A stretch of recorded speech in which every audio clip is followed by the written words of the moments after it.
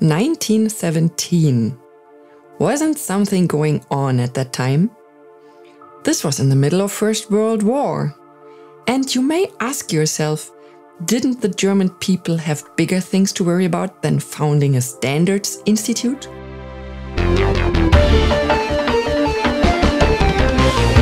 Human beings are not ants. Unlike our tiny friends, we don't naturally know how to live together in large groups. This is why we need rules. And besides political rules, we also have technical rules, also known as standardization. It's actually one of our democratic rights to contribute to shape these rules. In this podcast, I will not tell you what you really should know about standardization. Because Amelie Leibrand will. Welcome back to our little series, Human Beings Are Not Ants, what you never wanted to know about standardization, but definitely should know. Thank you so much for joining me here again today. My name is Amelie and I'm so happy to have you. The last times I talked with you about what exactly standardization is and how a standard comes about. I mentioned DIN a few times along the way, and I think it's about time that we dig deeper into that topic. What exactly is DIN? DIN, as in DIN A4 paper, but minus the A4, the German Institute for Standardization, or German Deutsches Institut für Normung, that's where the letters come from, is an association. And I need to read this part. DIN's purpose is to encourage, organize, steer, and moderate standardization and specification activities in systematic and transparent procedures for the benefit of society as a whole and while safeguarding the public interest. This is what it says in our statutes. We aren't a government agency, also not a ministry, even though many people do think that. No, DIN is an industry association, founded by industry for industry. By you, so to speak. But you probably don't remember that. I mean, it's kind of a long time ago, more than 100 years. DIN was founded in 1917. And if you really want to get a feeling for the importance of standardization, it's worthwhile to ponder the founding year for a moment. 1917. Wasn't something going on at that time? This was in the middle of First World War, a time when Germany was not doing particularly well, to put it mildly. And you may ask yourself, didn't the German people have bigger things to worry about than founding a standards institute?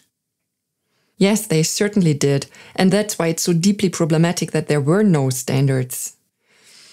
You have to imagine what the situation was like back then. It was quite a bit different than today, for sure.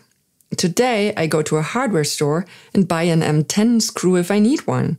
It's guaranteed to fit in all M10 boreholes, and that's it. But back then, nothing was standardized. If something was broken, then somebody had to come over, measure it, and then rebuild exactly the one part which precisely fit in there. This inconvenience may work in peace times, if you have time, enough people, and sufficient material. But if there's a lack of everything, then this inefficiency simply does not work. There was a very specific technical emergency on the front at the time. The machine guns were falling apart. They were composed of two halves that had to be held together using taper pins. This is something similar to screws, a small thing to connect two halves together, a so-called fastener. These taper pins were not designed to be used for such a long time, so they broke. It was the same case for the people, really, but nobody asked about them. They had just to keep functioning. And wait a minute, before you turn off the podcast and say, hey, you warmonger, I knew it, they are all criminals, hear me out for just a minute. It's not as black and white as it may seem. The young men in the trenches, they were young guys. Maybe 18 years old, maybe 26, maybe they had only just kissed a girl for the first time or had just become a dad. They had plans for the future that included all sorts of things, but certainly not lying there in the dirt and getting shot.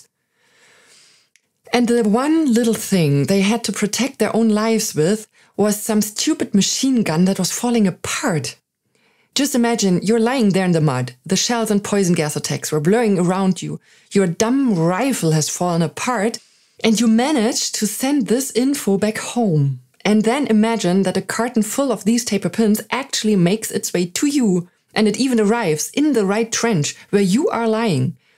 In the meantime, your best friend's been killed, but you have actually managed to stay alive. You pick up the carton and then none of these stupid things fit. This just can't be.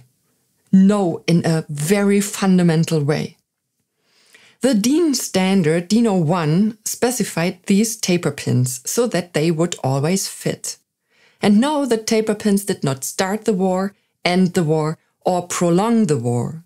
DIN 01 gave our grandpas and great-grandpas lying in the mud and getting shot at the feeling your life is at least worth as much to the homeland as a taper pin that fits.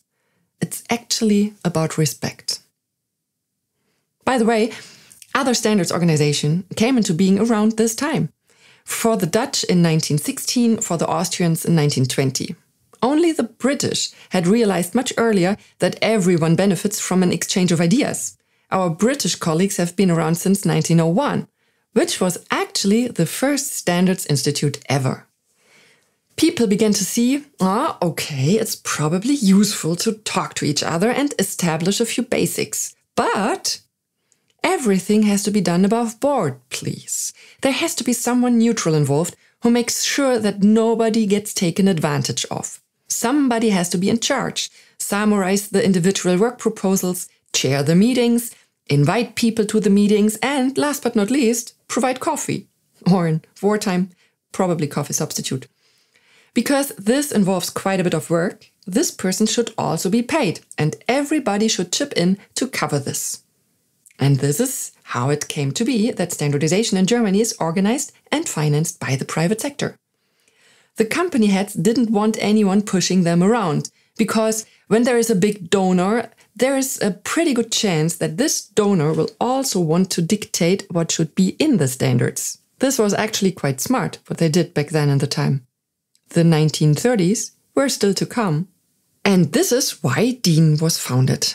Put in a different way, we do everything that is not so much fun for you, so this allows you to concentrate completely on the content. And yes, we do have to charge for our services. We are a non-profit association, which means we are there for everyone, but we are not charity. We do charge fees and send invoices for our work. So, what does that mean? This means that DIN is part of the infrastructure for technical regulation. One example of infrastructure is meeting rooms. We have a conference center in our main building. Or we also have virtual rooms for a situation like the one we currently find ourselves in. But in addition, there's another important part of infrastructure, and that is people. All of this requires people that keep everything running properly. People to replace the broken lamps, send out the important documents to all participants on time, prepare the invitations and agendas, and make sure that everything is in order. And don't forget the coffee. In social regulation, in other words, politics, this is probably most likely to be the Federal Parliamentary Administration, or the Bundestag-Administration. Never heard of it? I only came across it once. In connection with a young member of Bundestag from a large, well-known party who had accepted dubious funds from a dubious company in a large American city. The public officials from the Bundestag administration figured this out. They apparently also make sure that everything is done properly without interfering with the content of legislation. And this is sort of similar to our role in technical regulation. But the Bundestag administration is comprised of around 3,000 bureaucrats responsible for the 700-something members, and at DIN there are about 600 of us looking after more than 35,000 experts. Different system. Okay, I say that kind of flippantly, but I really mean it. Standardization is another means of shaping the basic democratic idea that we can all participate in shaping our lives together by helping to write the rules by which we play. I think it's really worth to give it some thought. So, what does that mean exactly? And does it make sense at all to have such a standards institute for Germany at great expense and effort when everything in our globalized world is moving towards operating internationally? This is what I will talk about next time. Thank you so much for listening. Take care and stay curious.